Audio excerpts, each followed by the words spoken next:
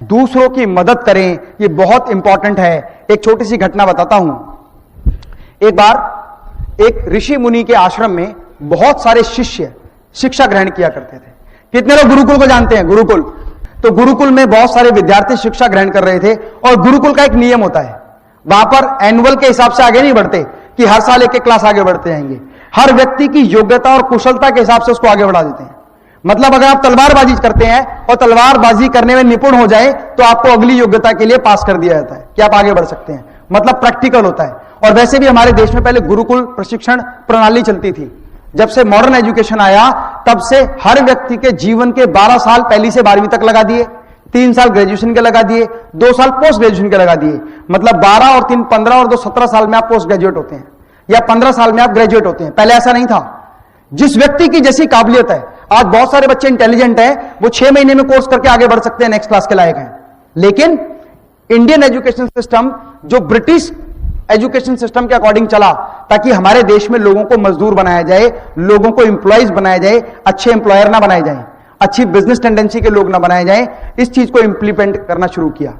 ठीक उस तरह से एक गुरुकुल में बहुत सारे शिष्य पढ़ते थे और उन शिष्यों ने बहुत अच्छे से अपनी शिक्षा को ग्रहण किया। और शिक्षा ग्रहण करने के बाद गुरु ने कहा कि आप सबकी शिक्षा पूरी हो गई, लेकिन मुझे ऐसा लगता है कि इस पूरे क्लास में से कोई ना कोई एक ऐसा होगा सबसे ज्यादा महारथी होगा। तो एक काम करते हैं, एक टेस्ट लेते हैं और उस टेस्ट में आपको अलग अलग तरह के पड़ाव पार करने होंगे। एक बहुत बड़ा मैदान है, उस मैदान में डिफरेंट पड़ाव बने हुए हैं और आपको एक एक करके सारे पड़ाव पार करने हैं। और उस पड़ाव में एक पड़ाव आएगा जहां पर बहुत सारा मिट्टी होगा, कीचड़ होगा, एक तरह से उसको पार करना है। फिर एक जगह खेत होंगे, उसको पार करना है। फिर एक जगह पहाड़ी होगी, उसको पार करना है। एक जगह पथरीली भूमि होगी, उसको पार करना है। कहीं रेतीली भूमि होगी, उसको पार करना है। फिर एक सुरंग होगी, उसको पार करना है। और जो सुरंग पार करके सबसे पहले यहां पर आएगा, उस व्यक्ति को सर्वश्रेष्ठ व्यक्ति घोषित कर दिया जाएगा।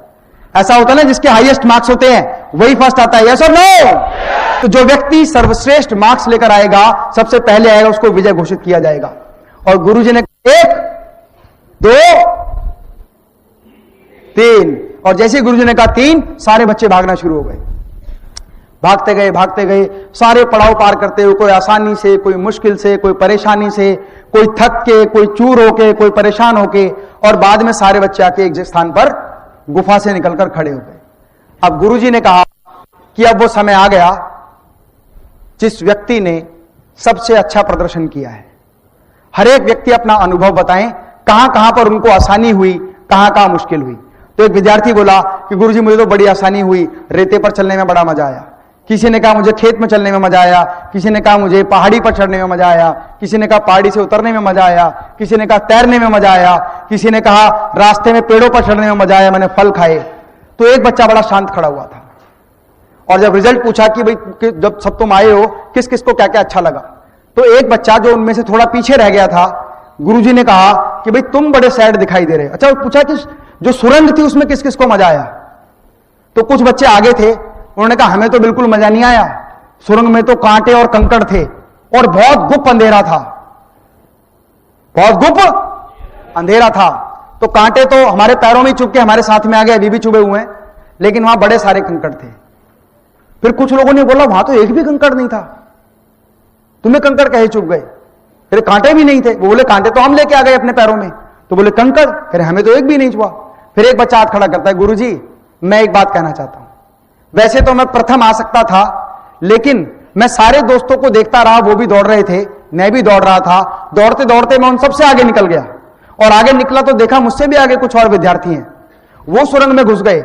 लेकिन जब मैं सुरंग में घुसा तो वहां पर बहुत सारे कंकड़ थे। तो मैंने सोचा कि कहीं ऐसा ना हो ये कंकड़ मेरे किसी मित्र के चुभ जाए, क्योंकि ये सारे हैं तो वही लोग जो मेरे साथ पढ़ा करते थे।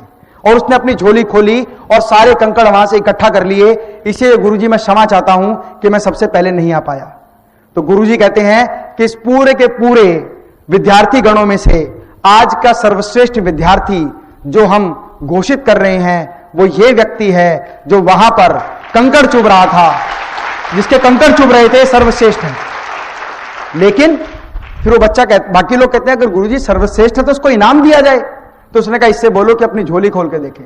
जैसी वह झोली खोल के देखता है उसमें हीरे, जवाहरात, मोती, पन्ना, पुखराज सारे भरे होते हैं और ये कहते हैं तुम्हारा रिवॉर्ड है, इसे लेकर तुम जीवन में आगे जाओ, तुम्हें हर वो सफलता हासिल होगी जिस सफलता को तुम पाना चाहते हो। दोस्तों, बहुत सारे लोग, ये तो बात रही, मैं बात कर रहा हूं गुरुकुल के समय की, आज के समय में भी बहुत सारे लोगों ने दूसरों की मदद की, लोगों की परेशानियों को हल किया और हल करने के बाद उन्हीं लोगों ने उस कंपनी को हजारों करोड़ की कंपनी तक पहुंचा दिया। मैं उदाहरण के माध्यम से बताता हूं, क्या आज से कुछ वर्ष पहले होटल्स नहीं थे? होटल्स थे, यस और नो? रूम्स थे, यस और नो? होटल भी थे, रूम भी थे, लेने वाले भी थे, देने वाले भी थे, प्राइस भी था, उनकी वेबसाइट भी थी। लेकिन एक व्यक्ति ने बेड़ा उठाया कि मैं सभी होटल्स को एक जगह लाके इकट्ठा कर दूंगा और कॉम्पिटिटिव रेट लाऊंगा ताकि कंज्यूमर को फायदा हो। जब आप होटल बुक करते हैं तो होटल में कैटेगरी के साथ प्राइस भी कंपेयर करते हैं, और जब price compare, quality compare, services compare करते हैं, जो सबसे बेस्ट लगता है उसे आप बुक करते हैं और सिंगल क्लिक में बुक होता है। जैसे ही बुक होता है तो आपने लोगों की एक बहुत बड़ी समस्या को हल कर दिया। जो 5 स्टार होटल्स एक कॉम्पिटिटिव प्राइस नहीं, एक हाई क्वालिटी प्राइस देते थे, उनके प्राइसेस भी नीचे आ गए और उस जनता ने उस व्यक्ति को उठाकर हिंदुस्तान की सबसे बड़ी कंपनी नहीं, पूरे विश्व की सबसे बड़ी कंपनी बना दी। और वो कंपनी है, वो कंपनी है, देखिए मैंने उदाहरण में नाम तो नहीं बताया ना, आप लोगों ने बताया। मतलब यदि आप दूसरे लोगों की मदद करना शुरू करें तो दूसरे लोगों की मदद करने में भी आप व्यापार की बहुत बड़ी अपार संभावनाएं खड़ी कर सकते हैं। जब आप दूसरों की मदद करेंगे तो वो दूसरे मिलकर कलेक्टिव रूप से आपको बहुत अधिक शिखर तक ले जाएंगे। ये बात केवल होटल रूम पर लागू नहीं होती। टैक्सी पहले भी थी और टैक्सी के रेट मनमाने थे।